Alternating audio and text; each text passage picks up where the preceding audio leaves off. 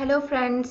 तो आज हम लोग बात करेंगे टीसीएस यानी टाटा कंसल्टेंसी सर्विसेज के बारे में कि इस साल कितनी जॉब ऑफ़र करेगी टीसीएस एंड कौन कौन सी प्रोफाइल पे आपको जॉब मिल सकती है, क्या एलिजिबिलिटी क्राइटेरिया है, क्या सिलेबस पैटर्न है और सब कुछ देखेंगे।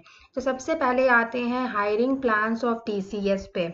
Yes, TCS is set to hire 40,000 freshers by December 2020।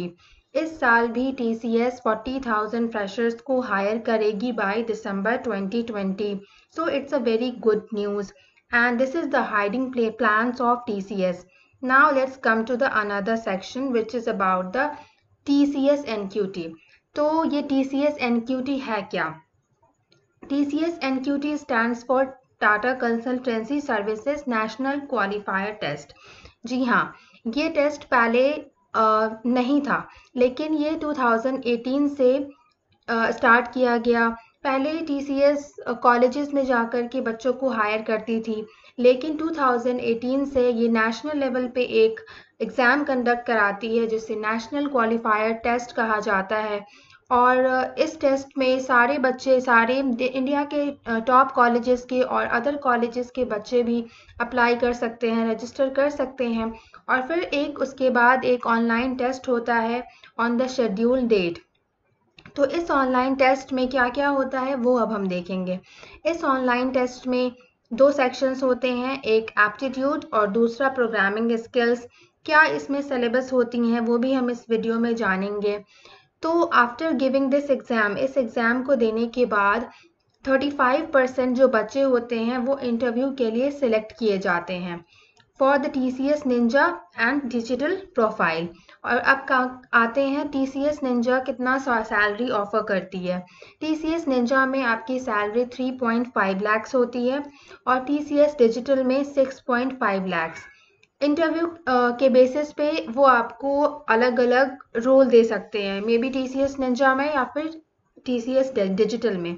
ये आपके ऊपर डिपेंड करता है कि आप कितने स्ट्रांग हो प्रोग्रामिंग में, आप कितने स्ट्रांगली अपने लॉजिक को अप्लाई कर सकते हो, ये सब मैटर करती हैं।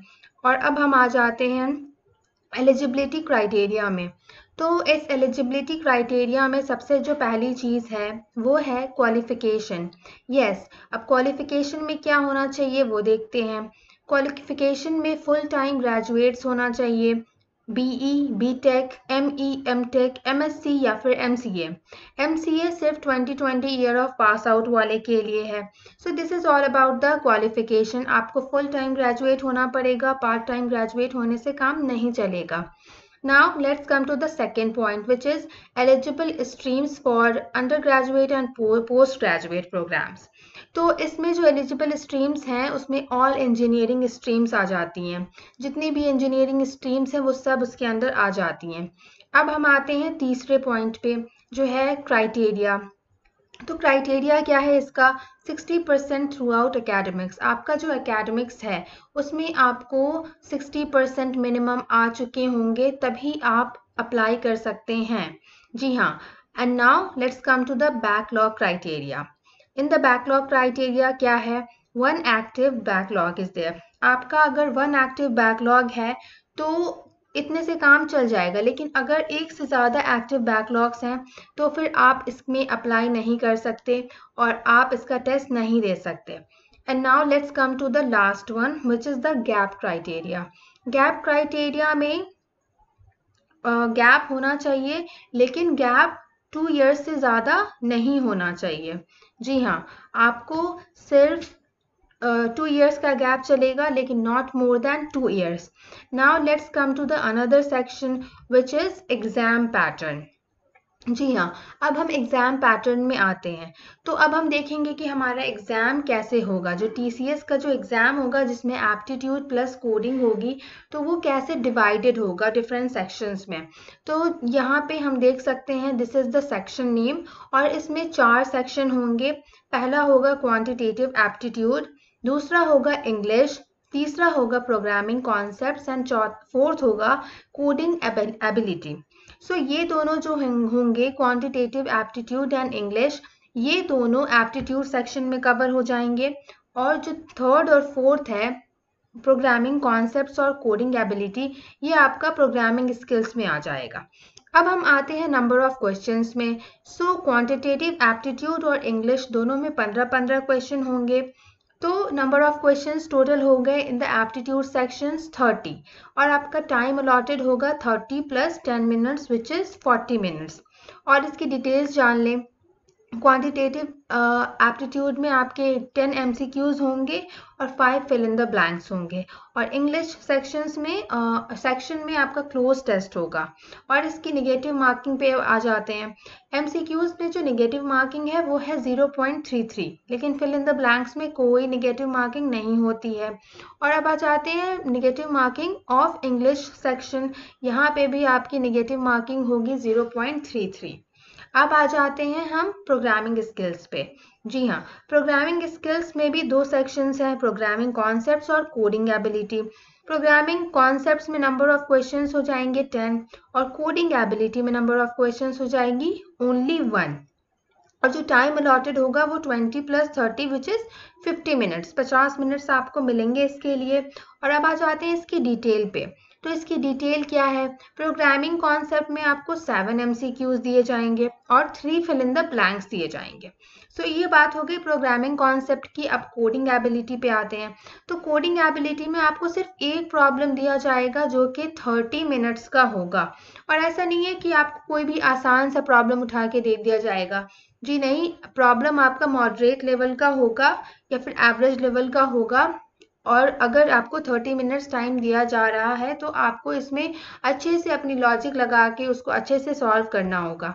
और इसमें हम कौन कौन सी लैंग्वेज यूज़ कर सकते हैं कोडिंग करने में? तो हम लोग CPP, जावा, पाइथन, पर्ल, ये 5 लैंग्वेजेस के थ्रू हम अपने कोडिंग को एग्जीक्यूट करा सकते हैं, कोड को एग्जीक्यूट करा सकते हैं। और इसमें जैसे कि आप देख सकते हैं प्रोग्रामिंग कॉन्सेप्ट्स में MCQs में जो नेगेटिव मार्किंग है वो है 0.33, और फिल इन द ब्लैंक्स में कोई भी नेगेटिव मार्किंग नहीं है।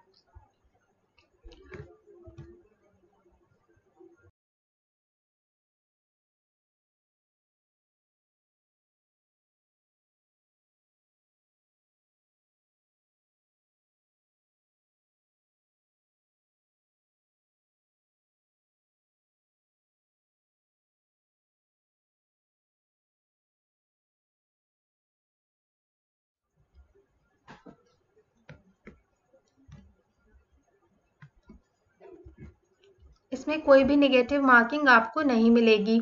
और अब ये हो गया, सारी बातें हो गई एग्ज़ाम पैटर्न की। अब हम आते हैं दूसरे सेक्शन में जो कि है सिलेबस। अब हम सिलेबस पे आते हैं तो इसमें भी डिफरेंट सेक्शंस हैं, like the same as quantitative aptitude, फिर इंग्लिश, फिर प्रोग्रामिंग कॉन्सेप्ट्स, फिर कोडिंग एबिलिटी।